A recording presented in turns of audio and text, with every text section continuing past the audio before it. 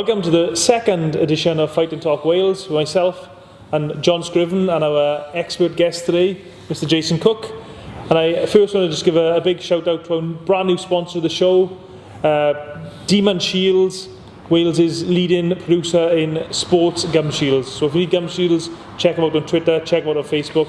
They're the guys to speak to. On today's show, we were going to talk about the Newport show, which was due to take place on the 5th of February. Obviously that was postponed, so we won't go back over it because all the fights are pretty much the same, but the only fight we'll talk about is the Barrie Jones and Bradley Bryce fight, because Jason, you got experience of sharing a gym with Bradley Bryce in the Fight Academy. I know you were different trainers, and you obviously boxed Barrie Jones as well in one of your comeback fights. So I boxed Barrie in 2010, yeah. So how do you see that fight going, Jason? It could be a nip and tuck of, Barry's on a bit of a roll at the moment.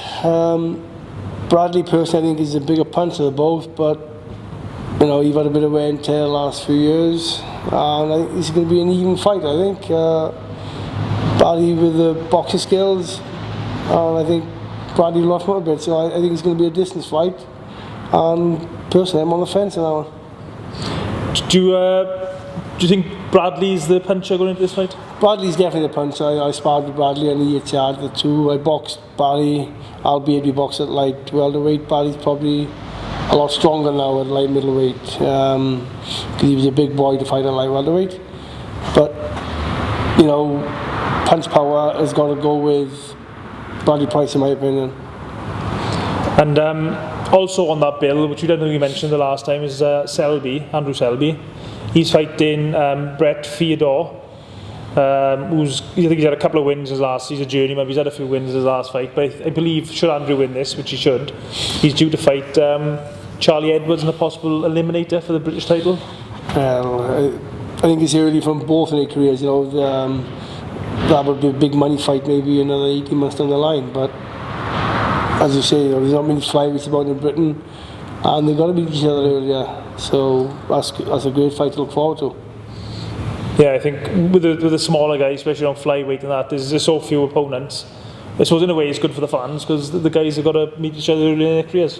Yeah, and there's a lot of punches thrown in the flyweights. I think I watched Charlie Edwards box recently, and he looks a very good prospect. But I just don't see anybody out there really that can test Andrew Selby. Have you been impressed, Jace, what you've seen of Selby? I've only seen a little bit of him, and what I've seen, he comes from a great family, Lee. I've been down there, I used to spar with Lee. I remember when I first boxed in Price fight in 2009, I went down to spar with Lee just for the speed. I was fighting Michael Grant in my first fight, and Lee's hand speed was tremendous, and Andrew was the same. I was watching him on the bags now while I was down there, and they're a great fighting family, and I just think he's another one going to the top as well. Were you a bit surprised that Andrew decided to turn pro when he did, not trying to stay on for the next Olympics? So his style seemed to suit It was a bit surprising, but he done everything because he got a bit unlucky with decisions. I think he lost to the Cuban, did he, in the last Olympics. When you fight in and at that kind of level, why not get paid for it? I see it now at the Olympics are all about bringing professional boxing into it, which I just see as stupidity personally. It's an amateur sport, I know we get the athletics and the footballers and all that in the Olympics. Boxing should be just kept amateur boxing in my opinion. Yeah, so I suppose it's a target for amateur boxers to aim for as well, isn't it?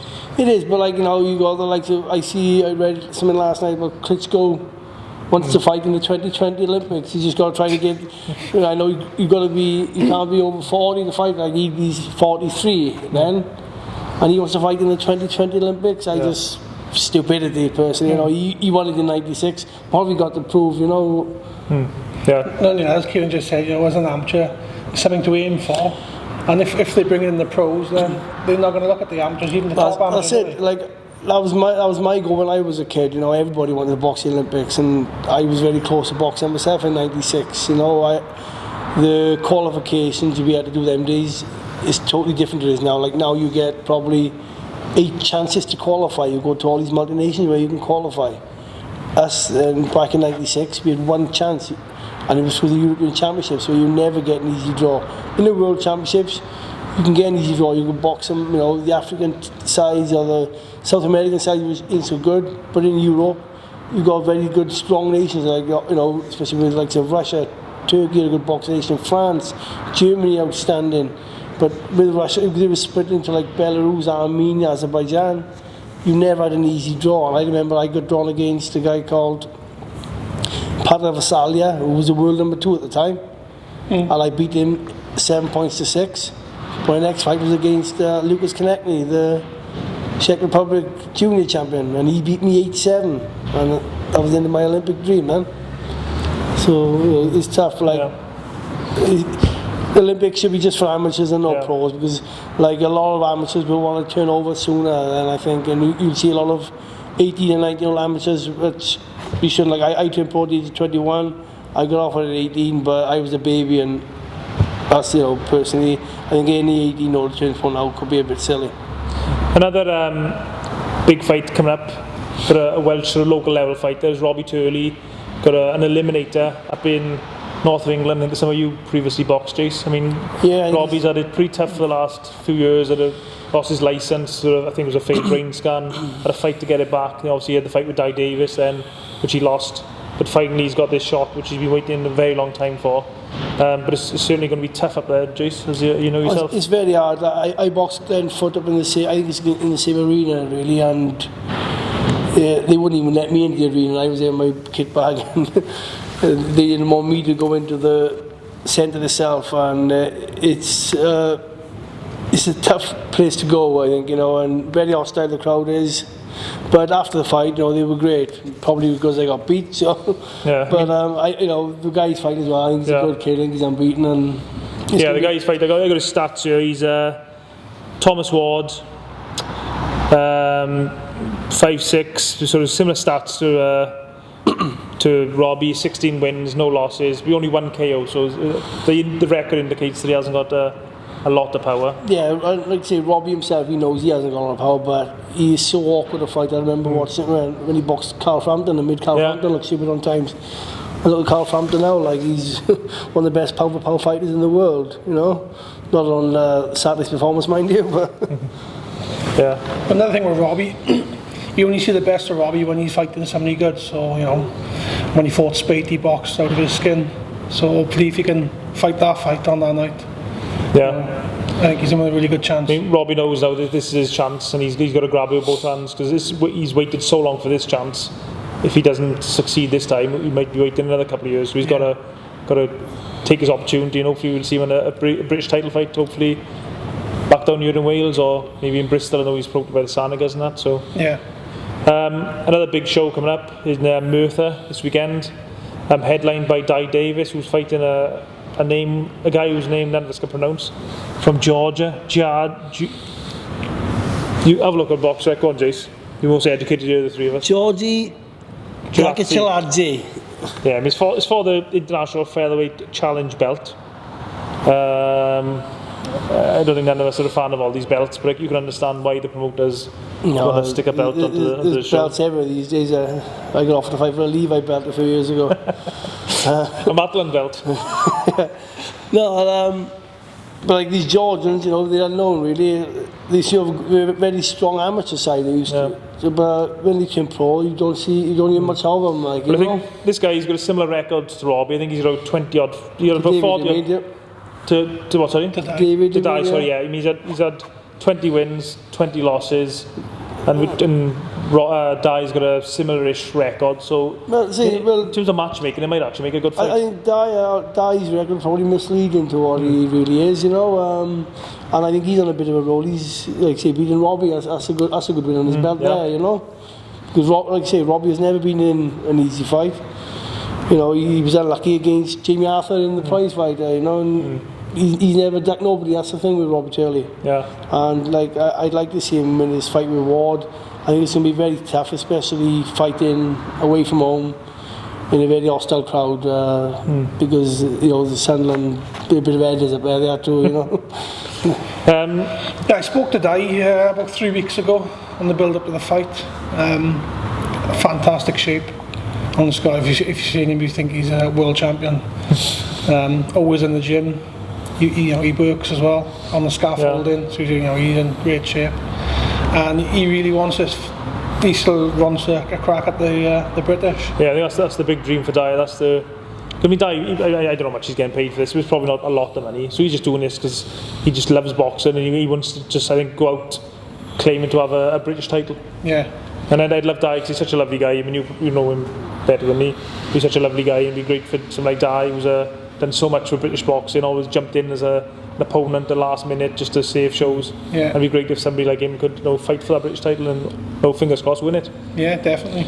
You know, I know they were talking years ago about having a journeyman prize fight, and obviously it died on the ground, and it's only fair boys like that do give them a chance, because without boys like Dyer and other journeymen if in the past, then boxing would never survive. People that have gloves will travel, they call them. Look at the Peter Buckleys of the world and Brian Robbs. I've been there for them all and thinking, God, without these guys, boxing would never survive. No. But Dyer is better than a journeyman. He's much better than his record. But the thing is, that's what he's been made out to look at, because he hasn't been looked after well. He hasn't been managed great. Like personally, I was lucky. I was one of the top managers about in Barrie Jones at the time, but. He's been, I don't know who manages Dyer, not disrespecting them, but he hasn't been looked after. And there's a couple of fighters like that in Wales that have gone the same way, who could have been world beaters. Like, look at Steve Robinson turning his life around. He was a journeyman when he won a world title, so who knows, he's over Dyer yet. Yeah. I think we said in the last show, you mentioned Tony Dixon and how tough things were for Tony, getting fights and just getting a break. And he's had a bit of a break, because on this show he's fighting for a belt, the British Light Middleweight Challenge belt. Okay, it's not a major belt by any means, but something to aim for, and it's something hopefully gives him a bit of recognition and feels he's actually progressing in his career. Yeah, and another tough fight as well. I think the boy he's fighting is a 50-50 boy. Dixon, he's never turned down any fight, and he'll fight anyone. But I would like to see him still fighting journeyman himself, building his career. I think he's only so is this belt would possibly at welterweight as well. I think he's I don't think he's a light middleweight really, Tony, is he? No. I don't think he's that big for a light middleweight, but as we've all been there, we've got to take chances in whatever division we can, really. Yeah, I suppose this belt hopefully will get in more attractive fights in the future. I suppose that's the reason people fight for these belts. You might give him recognition he deserves. I don't think he's fought much recently, Tony, and. I mean, the rest of the bill in Merthyr is just the usual prospects: Morgan Jones, Dorian Darch, Kyle Jones, and Richard Cannon fighting against journeyman opponents, just looking to build their record. I mean, it should be a decent enough show. Two main fights should be entertaining enough. I think it's down to people sometimes look at the records and see a few losses, but it's actually down to the matchmaking is more important than actually having world-class fighters. I'm still looking forward to the show. You got Di Davis. I love watching Di. Dixon, exciting fighter. Morgan Jones is a good lad. Morgan Jones, he's a super talent. We boxed about 2-3 weeks ago as well. He boxed last week. Yeah, London. Yeah. He boxed one late last week. Gave him a nasty brace. Stepped in short notice, didn't he? So he's going to be looking sharp. Also, it'll be nice to see. The big man Dorian Darch, I like watching him. Yeah. So lovely guy, Dorian. It's still an exciting fight. I know there's been some bad news. Harry Miles is out, and looking like he's out of boxing as well. What he's put on Facebook. Well, I actually spoke to Harry 2-3 days ago, and he said it might not be as bad as he thought, but he wasn't 100% either way, really. Yeah.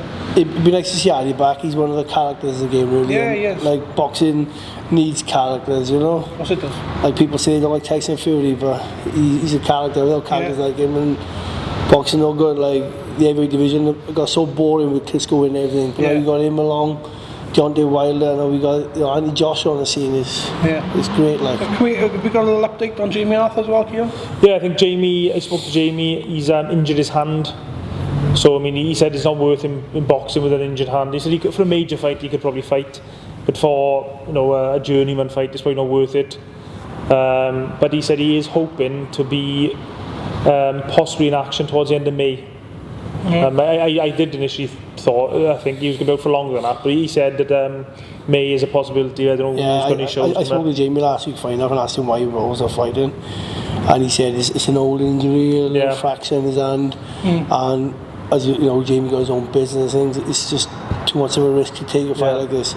Like if he got offered a fight against Frampton or Quigg, you know, we all know Jamie's like he'd take it, you know. Yeah, would take, but you won't be going to fight, you know. You only going to fight 100%, you know, but we can't always do it. Like when I fought up in Sunderland where Robbie's fighting, I wasn't 100%. I just took it. I needed the money in a sense. You know, there's other fights I've stepped in for short notice, but when you're going to fight one of the top boys, you've got to have a lot of notice, really. You know, I remember like speaking to Ciaran before, when I was going to fight Frankie Gavin. They wanted me to fight Frankie Gavin on a week's notice and lose 2 stone in weight. And then I agreed to come down to 10-10, but they wanted me to make 10-7. I'd already come down from 11 stone 10 in 5 days. And then when we had 8 weeks notice to fight each other, you know, people like Frankie Gavin then wanted like 40 grand for a 10-rounder. You know, silly money, like money like that I never earned boxing for you to be entitled to things. You know, but another Wales' premier boxer, #1 fighter, Lee Selby. There's a lot of, we weren't sure last time when we've done the show that when he'd be fighting, but I'm hearing off a few people that the 9th of April in London on the O2 bill, the Joshua and Charles Martin, he's possibly going to be on that bill, I've been told. I mean, it's great. The good thing about being on that is massive exposure for Lee on a world stage. The bad side is virtually all the tickets are all sold unless you're willing to pay ridiculous inflated prices, so none of his fans will be able to watch him, which is the downside of it. They're trying to work on a fight for Mitch Buckland. He's been a bit avoided at the moment. He's probably a very difficult fighter, prospect to beat unless there's big money. You're probably not going to fight someone as tricky and as skillful and as awkward as Mitch Buckland. No. One of your favourite fighters, John? Craig Evans has been offered a 3rd fight with Thomas Stalker. Yeah. But he's also considering dropping back down a weight. He hasn't decided. The offer's there. But his team are undecided and his management are undecided what he's going to do. What do you think, Jace? I mean, he boxed perhaps in a higher weight division they should be, but you know, if he's not strong enough at that weight, I don't know what they know, lightweight or light welters, Tom Stalker. He was up with the. I think Tom Stalker comes down lightweight. I think Craig is super featherweight now, really, isn't he? He should be a super featherweight. Stalker came down. I know Stalker came down. I know Craig moved up. He tried to avoid Chris Jenkins at one point, didn't he? I think Stalker, Well, he'd say he had a better offer, but the reality, you don't avoid but Chris I think Jenkins. Craig, you know, will do very well at super featherweight. Maybe, you know, he's not quite strong enough at lightweight, you know, but only he knows that. Maybe he's struggling at super featherweight because I don't know what kind of size Craig is. I haven't seen Craig in a long time, and I think he's definitely a more natural super feather. You know, he's still a good prospect, you know. And I mean, if the money's there, take the fight, because I think he's got to beat the stock. But if he's not, then drop back down and go back down and look, you know, look for some kind of eliminator maybe, and then something tidy by the end of the year would be good for him. It would be an exciting fight, though, wouldn't it? Stalker and definitely. Well, I think all the fans would love to see it. But is it good for Craig's career? I suppose Craig, he's sort of had 2 fights with Stalker now. I think he's got the beating of him. Everyone knows he's a better fighter. So we know he's a better fighter, but like the 20 rounds they boxed, nobody can separate them really, can they? The 20 rounds they boxed. Yeah, 20 rounds, we had to win in 20 rounds, so maybe another one will settle it. Yeah. Another boxer who's having a rematch is Mano Lee. He's with Gary Lockett now, Mano Lee from Swansea area. He's actually having a rematch with William Warburton, who beat him last time out. Warburton's a tough journeyman who's given some of Gary Lockett's fighters a bit of trouble. He ended Lewis Reese's career, but I would like to see Lewis back, you know, in the sense I think Lewis is a good kid and he just didn't perform that. I watched that fight live and Lewis just wasn't there. You know, he might have had other things on his plate, and we've all been there and done that. But Willie Warburton, he's just he's another true character of the game. If he sees an opening, if he can get a win, somebody will get the win. When you see journeymen who come up, like, you know, we'll just do that to survive. Willie Warburton gives his all. Like he fight anybody. He doesn't care who he fights, and he puts him in a fight. And like his record shows, he's had a few wins. He's some good boys. Like I think he gave Dale Evans a tough fight as well. Dale only beat him by it was a point or 2 at the end. So do you think that's a good idea, coming back, you know, rematch with Warburton? Yeah, I think it's only early in Mano Lee's career, so I suppose if he doesn't beat somebody like that, he sort of gets back to where he was. So yeah, like if he doesn't beat Willie Warburton, probably where's he going to go? Really? His career is over for stars, and he could go into the journeyman mode. So maybe it's what he does really need. Yeah. Personally, I would have probably had 1 or 2 more fights against somebody a bit less of a risk than Willie Warburton, and then coming back into that. Unless he knows now we know he was a good trainer, Guy Lockett, and along with Tony Borg, Welsh Boxing is thriving with them two trainers along, I suppose maybe Mano Lee might be one of those type of guys as well that needs a tough fight to get himself up for it. I know he's early in his career, so he should be motivated, but he knows he's going to be in a hard fight. He knows Gary's not going to take any messing. He's going to be in a hard fight, but he can be in a hard fight in the gym with the people he got to spar with. He got a great array of boxers, to spar from there, and they could build him up. I don't think Mano was with Gary when he boxed the first time. So, and apparently he wasn't training right, or it was different ways to train, as Jason knows. But obviously Gary doesn't cut any corners, and he expects Gary don't cut corners. I don't think I would survive with Gary on times, but I remember when Gary used to share Dana Wilson's gym in Fight Academy Wales years ago, and I think he had Jeff Evans, Bradley Bryce, and I think it was just Gavin Reese them days. Then Lewis come along and Liam, and what he's done with his fighters is unbelievable. Fair play to Gary. And I think all of Gary's boxers out in the next few weeks. Zach Davis, the 25th of March. Jay Harris, the children are matching him up. Dale Evans. So frustrated for Dale Evans. He just can't get a fight for love nor money. I think he put on Twitter, I don't know if you saw it the other night, basically tweeted Frank Warren, Eddie Hearn, Hennessy, just basically saying, I will fight any welterweight in Britain. And he just can't get a fight. Yeah, it's so frustrating. He's been a bit lucky, I know, this fight with Mark Douglas. I think I was on the bill, but I missed the fight because he ended up with a bad cut. It's a shame because he's such an exciting fighter to watch. I don't understand, but he can't get a promoter. I don't understand why a promoter doesn't snap Dale up. And because he's always an exciting fight, so he's a good-looking kid. He always gives real value for money. And the kid wants to fight, he lives down in St Clair's, and it's an hour and a half drive to where he trains. He does that a couple of weeks, and that's heart, and he's dedicated to do it. He can give his job for it. Yeah, I think when he's training for a fight, he does time off from his work. So in effect, boxing probably costs him money. He probably doesn't make anything from boxing at the moment. It's a shame. But a lot of people do it. Like I did it. It wasn't about money. It was about the love of the game, and that's what I think. That's what Dale is. He's one of the I think at this point now he's people who loves the game. Frustrated and fed up, and I just hope he gets that break. Another Guy Lockett boxer. Before anyone says, I know he's not Welsh. Who's fighting is Nick Blackwell, but he does train in Wales. He trains in Cardiff. He is sort of like an adopted Welshman now. Welshman, yeah. A bit like a lot of the Welsh rugby team who's not actually born in Wales. Even a couple like Gary. He used to train Max Hughes. I don't know if he still does. I'm not sure. He used to train Max Hughes, didn't he? The super featherweight. But Nick's in a tough fight with Eubank. We were talking about it earlier on. I think Eubank might be overlooking Nick Blackwell. Yes, some people think that. I just think Eubank might have a little bit too much for him, but it's one of the ones that can go either way, Like we've seen the best of Eubank when he fought Billy Joe Saunders late on in the fight, and his most recent fight was against that Spike O'Sullivan, where he took a few digs, and I think he proved there he could take a punch as well.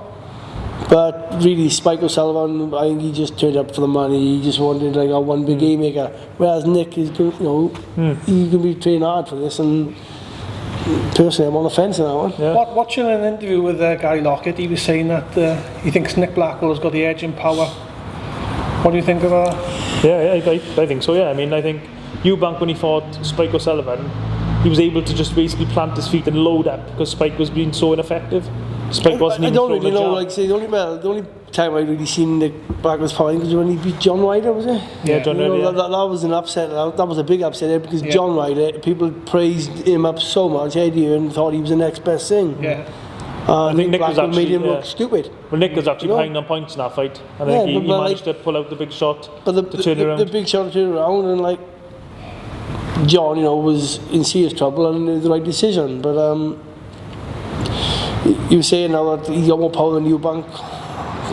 I don't know about that. I just think it's pretty even, and it's going to be a very, very tough fight for both fighters. I just don't think Eubank's as hard a puncher as the Spike O'Sullivan made him look. I think our fight made him look harder puncher than he is, because he was able just to, he could just load up with everything, knowing he wasn't going to get hit with any counter punches.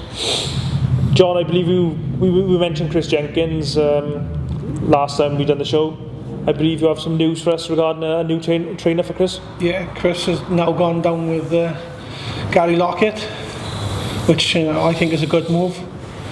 No disrespect to Ronnie, but I just think Chris, going down with Gary, being amongst a lot of other pros, I just think it'll bring out the best in Chris now. I suppose he's out of his comfort zone down in Gary's. He's amongst other former world champions in Gary's gym, whereas I suppose in the gym in Cumgor, so Chris is the kingpin, I suppose. Yeah. But a good move, do you think, Jason? I think it's a brilliant move. Like say, you got a leading stable in a guy like it, and the sparring is going to be brilliant down there. I pay to watch most of the sparring, I think.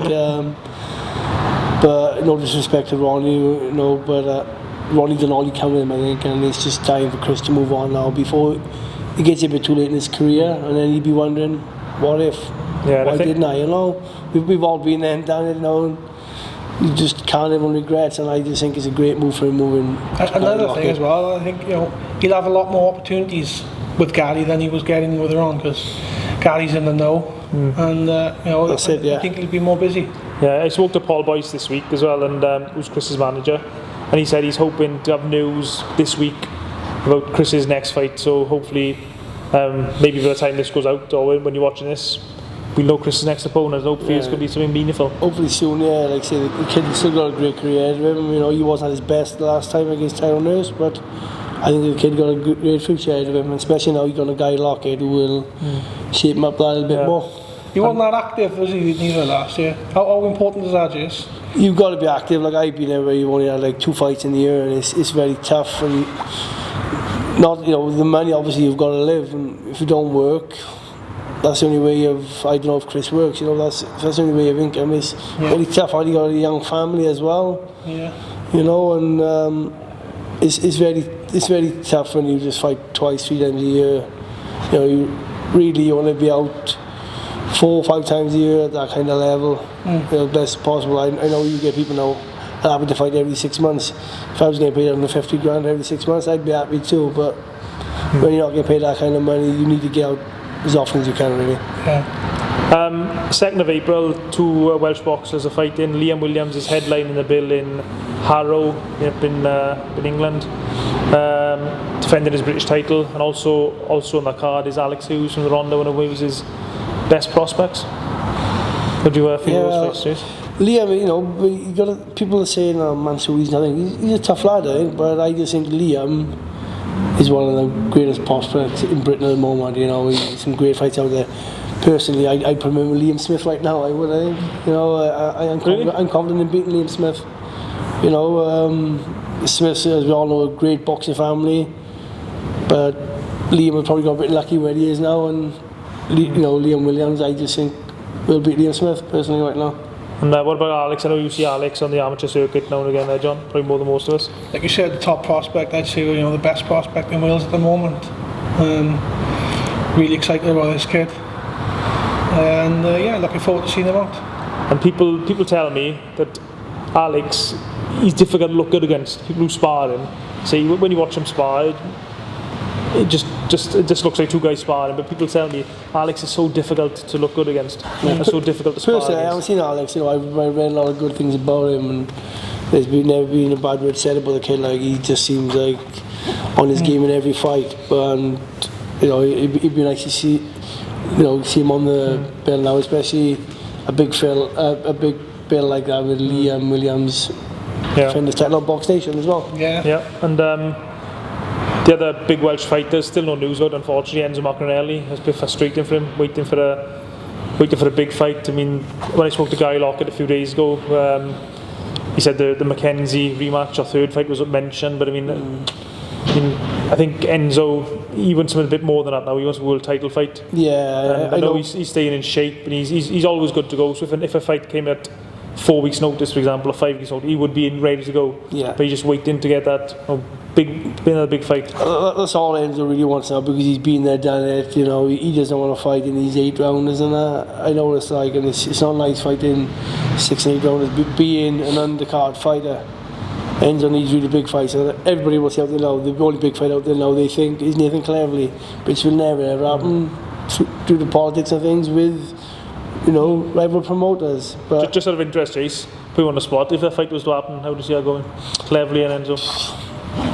If Enzo hits Nathan first, then you know he's all over. But I don't know. I'd be on the fence personally, not because Nathan is trained by my very good old trainer in Darren Wilson. I just think Enzo's one of them fighters who could pull out the bag. But you know, what's in Nathan against Von Father, people don't give him enough respect for that, is it? No, it's a great performance. Although he lost the fight, you know, broke his nose in the 7th round, I think, and the way he fought, his heart in his sleeve, great. He was poor against Tony Bellew, and he'd hold his own hands up and tell you that. But I still think there's a little bit of life left in both of them. You know, alright, people are saying, he just beat Roy Jones and Enzo. I think anybody beat Roy Jones these days the way he is. But I think you'd have a good chance, Ciaran. Really, just that? I knew it. And how does he go from fighting such a big name like Roy Jones to fighting just Joe Bloggs? Yeah. He's got to have another big fight, doesn't he? Yeah, it's a problem for Enzo. He's a big, massive risk for any fighter. But he's a little big risk, but not much reward. I mean, it's the balance. It is that, like, you know, like I thought, like Ashley Theophane, right? He's not the leading name, although he's fighting Adrian Broner very soon for the world title. And then my next fight, I fought Laszlo Ciaran, an Hungarian, and I come in 2 stone heavier than I was. You know, and that's what it is. You can't get motivated for fights like that. From fighting 12 rounds, being top of the bill, to fighting in the 6th round, not even being like a chief support, you're being like, you're a floater, maybe you get chucked on when you want. And you know, I don't think Enzo would want to be one of them kind of fighters. He'd probably rather just hang him up and yeah. And there's some good news. Myself and John, we've said a few times over the last few months, and on Facebook and on whatever, about how Wales needs some actual shows, big shows here in Wales. Definitely. And we had a rumour a while back about a possible show in the end of May. I speak to Guy Lockett, and I can confirm there is plans. I don't think anything's permanent or in place yet, but they are hoping to get a show possibly in the ice rink at the end of May. Featuring Frank Warren's Welsh fighters, and I think if this does come off, the key has got to be for Welsh boxing fans who say they want these shows to get out there and buy tickets and support the show. So because obviously if this show doesn't do well, then Frank Warren's not going to come back to Wales. That's it, you know. And so is it actually Frank Warren putting on the show? Is it? I think it's going to be based on Frank Warren. Maybe be another promoter, and maybe Frank will supply the fighters. Maybe, but I think it's going to be a Frank Warren leading it. Whether he's actually the promoter or not, I'm not sure. You know, he might do well to get one of the smaller Welsh promoters in with him. I think, you know, to sell the tickets. Yeah. Well, I mean, a lot of we've got Liam, Alex, Zach. I mean, the Enzo, they're all Frank Warren fighters. That's only 4, you know, you need like 10 fights really, don't you? Oh yeah, I mean, I'm sure we can get some of the guys like Dale Evans, who's not with any promoter, some of the other guys, and perhaps you could do a deal with Sanigar. I know promoters don't like working together. And he could also bring down some of his other boys, couldn't he? Yeah, definitely, pack the show out there. Be good, I mean, Wales needs that. But, you know, I think the last show that we put on down in Newport with a few of the fighters, it wasn't very publicised, was it? No, it was poor. I think some promoters, and I mean, maybe Frank Warren might be a bit guilty of this in the past, although he's much better now, because they're very old school. They think the only way they sell a fight is by sticking up a load of posters. Whereas people these days don't tend not to look at them. Whereas social media these days is much more important to sell a fight. And I think Frank Warren now, and certainly Eddie Hearn knows this, but all the promoters now are catching on. Yeah, especially the Twitter and the Facebook, especially Facebook. There's so many boxing sites on Facebook these days, and it gets on one, it gets on the other, you know. And it'd be good to see boxing back in the ice rink, you know. Well, the new ice rink, they're building a new one. Yeah, but still, they still class the ice rink. There were great days in the 90s with Steve Robinson, and obviously Frank Warren will remember himself, you know. And apparently there might be plans for another show, a Mo Pryor and Greg Steen show in the 23rd of April. I presume it's going to be in Newport Centre, which I presume is going to feature all the Newport boxers, which would be great again. Great to have these small all shows, getting the Welsh boxers out. and Welsh boxers fighting in Wales. We don't want Welsh boxers having to travel all the way around the UK just to pick up wins against journeymen. So it'd be great if that show come off. How important is it just to be fighting now it's in your own style? My first fight as a pro in Wales was on the Frank Warren show. Although I was with Barrie and they'd done a deal. My first 2 fights, I boxed up in dinner shows in Grosvenor and really posh places like Mayfair and places like that. Yeah. And my third fight then, I boxed in, I think that was Grosvenor Hotel, and I boxed Mark Smith at Swansea.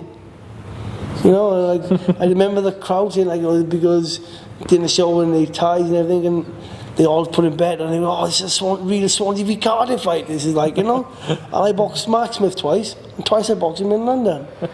You know, and it's nice to see Welsh boys on Welsh shows, and like, you know, I have to thank Frank Warren for giving me the opportunity then to box on a Joe Calzaghe undercard, and I boxed a boy called David Kirk who had never been stopped down as a pro, and I became the first man to stop him then, and he went on a bit of a downward spiral after that. Like, you know, he got about a bit. Like, David Kirk was one of the tough guys. He boxed, you know, very, very good boys. Like, but I got given a chance, and then I fought a few times in Wales after that. You know, I think Barrie used to do shows with Di Gardner, like, going back, you know, late 90s and the early 2000s. Kevin Haid as well. Like, Kevin Haid, you know, and I remember the promoters, like Scott's Bar or something, the promoters them days, and I had to put these stupid hats on in the ring after. And I had, you know, boxing from good cards. Like, I think Steve Robinson had gone back and was working with Barrie then, you know, because he worked with both big promoters, you know, Frank Warren and Barrie. Another event that recently took place, which I thought was a great addition to Welsh boxing, is the Welsh Area Boxing Council Awards. We can see that there, which took place a couple of weeks ago on Saturday. There was a few awards. I mean, it was great there. It was really well supported by like boxing trainers like Tony Bogg was there, Lee Selby, Chris Jenkins, Liam Williams there. Really well supported. It's great for the fans, people who are involved in boxing in general, just to have a pint and a bit of food and just a catch up. Most boxers don't have a pint, Kay. I didn't go myself, but I read quite a lot about it, and lots of good comments.